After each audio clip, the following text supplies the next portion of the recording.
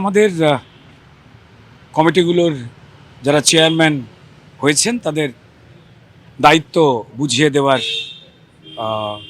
আনুষ্ঠানিক সভা ছিল। সেই ক্ষেত্রে আমাকে তথ্য সংস্কৃতি এবং ইউথ অ্যান্ড স্পোর্টস ক্রীড়া যুব কল্যাণ তার যে স্ট্যান্ডিং কমিটি তার চেয়ারম্যানের দায়িত্ব দেওয়া হয়েছে। তো সেই ক্ষেত্রে প্রথম ধাপের আলোচনা হয়েছে আগামী 13 তারিখ। এই বিষয়ে আমাদের কমিটিতে যারা রয়েছেন তারা খুবই উল্লেখযোগ্য এবং গুণী মানুষ। সেখানে শ্রদ্ধেয় রূপা গাঙ্গুলি রয়েছেন, শ্রদ্ধেয় কবিয়াল শিল্পী, লোকশিল্পী আমাদের বিধায়ক অসীম সরকার রয়েছেন, পাপিয়া অধিকারী রয়েছেন, ভাই হিরণময় চট্টোপাধ্যায় রয়েছেন, মানব গুহ রয়েছেন, সন্তু পান রয়েছেন, আরও অনেকেই রয়েছেন। আর তেমনই বিরোধী দল থেকে নয়না গাঙ্গুলি, রথিন বাবুরা, তাদের মতো মানুষও রয়েছেন। মিক্স অ্যান্ড ম্যাচ করে করা হয়েছে। এর আগে সরকারে স্ট্যান্ডিং কমিটিগুলো যা অত্যন্ত পাওয়ারফুল এবং গুরুত্বপূর্ণ এবং গঠনমূলক আলোচনার মধ্যে দিয়ে মন্ত্রককে পরিচালনা করার ক্ষেত্রে, সহযোগিতা করবার ক্ষেত্রে একটা গুরুত্বপূর্ণ ভূমিকা নেওয়ার জায়গায় তাদের উপস্থিতি তারা জানাতেই পারতেন। কিন্তু এত বড় শক্তিশালী যে কমিটি বা এই চেয়ারম্যান বলুন বা সবটা, সেটাকে আগের সরকার ব্যবহার শুধু করেইনি, শুধুমাত্র এই কমিটিগুলো ট্যুর হতো আর তার বিল তৈরি হতো। আজকে সম্মানীয় স্পিকার মহাশয় এবং আমাদের প্রত্যেকে আমরা ঐক্যমতে এই জায়গাটা এসে পৌঁছেছি যে দ্বিধাহীনভাবে, কড়াভাবে আমরা মন প্রাণ দিয়ে কাজ করব, যাতে পশ্চিমবঙ্গের যে প্রয়োজন, যা মানুষ চেয়ে এই পরিবর্তন ঘটিয়েছেন, প্রত্যেকটা বিভাগ এবং দপ্তরে ক্ষেত্রে কাজ করবার ক্ষেত্রে এই বার্তাগুলো, আলোচনাগুলো যাতে গুরুত্বপূর্ণ হয়ে ওঠে। শুধুমাত্র টলিউড না, আপনারা প্রত্যেকেই আলোচনার মধ্যে জানেন, যেহেতু টলিউডের সামনে ক্যামেরা চলে আসে, তো তাই শিল্প মাধ্যম যেগুলো সবকটাই গুরুত্বপূর্ণ, তার মধ্যে টলিপাড়া একটু বেশি গুরুত্বপূর্ণ হয়ে ওঠে, বা বাংলা ফিল্ম ইন্ডাস্ট্রি। সেই ক্ষেত্রে সেখানে অরাজকতা যেভাবে তৈরি করেছিল আগের সরকার, অরূপ বিশ্বাস, স্বরূপ বিশ্বাস, তা নতুন করে বলবার নয়। তিনি আবার বেলটেল পেয়েছেন আইনি নিয়মে, ভালো। কিন্তু মুশকিলটা হচ্ছে বেল পেয়ে আবার সেই বেল বাংলা ফিল্ম ইন্ডাস্ট্রির মাথায় ভাঙবার চেষ্টার জন্য তার সঙ্গেই থেকে যাওয়া বিভিন্ন লোকজনদের দিয়ে আবার অশান্তি তৈরির চেষ্টা করছেন। আমি তাদের হুঁশিয়ারি দিয়ে বা বিনয়ের সঙ্গে যে কোনোভাবে তারা ভাববেন, বলবো যে থেমে যান, এই ক্ষতিটার করবার চেষ্টা করবেন না। কারণ এটা আগের সরকার নয় যে অন্যায়কে প্রশ্রয় দিয়ে মাথায় তুলে অরাজকতার পাহাড় তৈরি করা হবে। একটা কথা বলছি, মহিলা তো বলেছেন যে কিছু হয়নি, গোটা বিষয়টাই মানে কেন উনি অভিযোগ করলেন, পাল্টা একটা প্রশ্ন ওঠে যে অভিযোগের। দেখুন, এটা অত্যন্ত বিস্ময়কর। আপনারা সবাই দেখেছিলেন যে টেকনিশিয়ান স্টুডিওতে মানে হাজার মিডিয়ার সামনে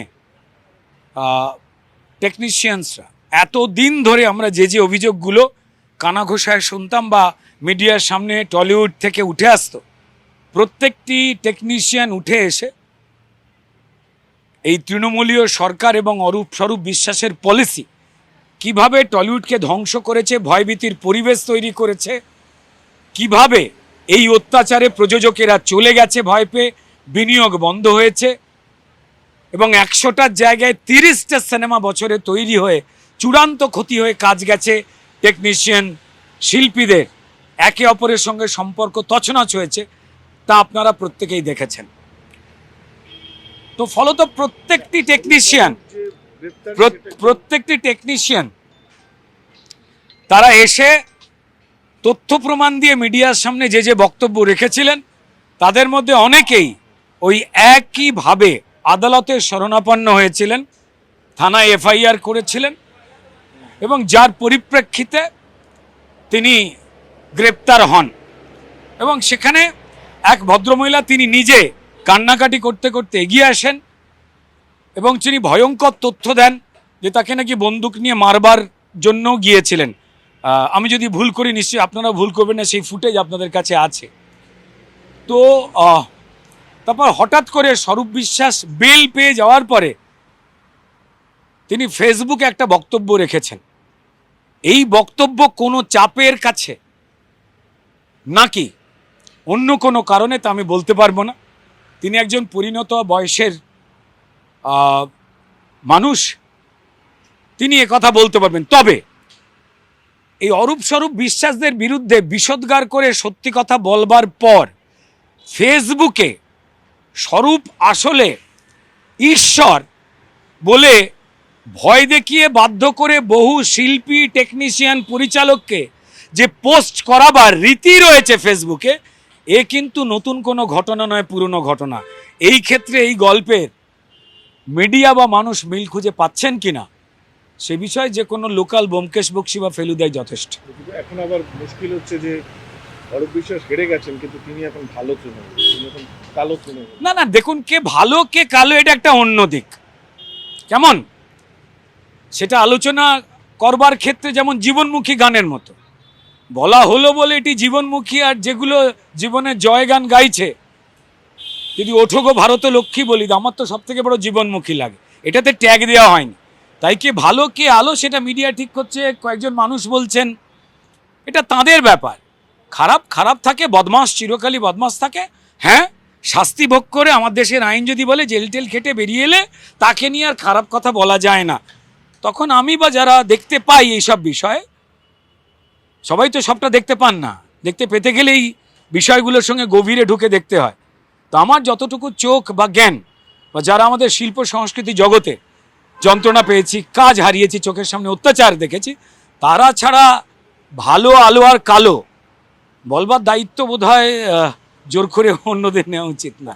আপনি যেহেতু নিজে একজন শিল্পী এবং আপনি রূপা গাঙ্গুলি, পাপিয়া অধিকারী, আপনারা বেশ কিছু দায়িত্ব পালন করছেন টালিগঞ্জের ওখানকার কর্মীদের যে সংগঠন, সেই সংগঠনগুলোর পরিপ্রেক্ষিতে, প্লাস বিধানসভাতেও আপনারা এই কমিটির মেম্বার হলেন। দুটোর এই যে মানে দুটোকে মিলিয়ে কিছু কি করা যেতে পারে? বা তাহলে অবশ্যই আলোচনা ডেফিনেটলি হবে, যদি প্রসঙ্গ ওঠে তো আলোচনা হবেই, হওয়াটা দরকারি। তবে শুধুমাত্র এই যে টলিউড ফিল্ম ইন্ডাস্ট্রি মানেই শিল্প জগৎ, আমাদের না এই সংকীর্ণতা থেকে বেরিয়ে আসতে হবে। লোকশিল্পের যে বিশাল সমুদ্র, সেখানে শিল্পীদের কাছে ক্যামেরা কম পৌঁছতে চায় বলে সেটা নগণ্য, সেটা একদম নয়। আন্তর্জাতিক মানে যদি সব থেকে বেশি কিছু পৌঁছয়, তাহলে সেটা লোকশিল্পই পৌঁছেছে। আমি ক্যামেরার সামনে অভিনয় বলি, বা এদিকে যাত্রার মতো এত বড় একটা লোকশিল্পের বিরাট আকর্ষণীয় দিক, বা থিয়েটার বলি, বা সঙ্গীত জগৎ বলি, নৃত্য বলি, পেন্টিং বলি, এত ভাস্ট দিক রয়েছে। আলোচনা সব বিষয় নিয়ে হবে। গভর্নমেন্ট পলিসি স্ট্রং করতে হবে। এর আগে সরকার পাইয়ে দেওয়া কে শিল্পী আর কে শিল্পী নয় তা ঠিক করে একটা অভদ্র আচরণ তৈরি করে যোগ্যদের বঞ্চিত করা, এই সিস্টেমটাকে তো ভাঙবার ক্ষেত্রে একটা বড় আলোচনা।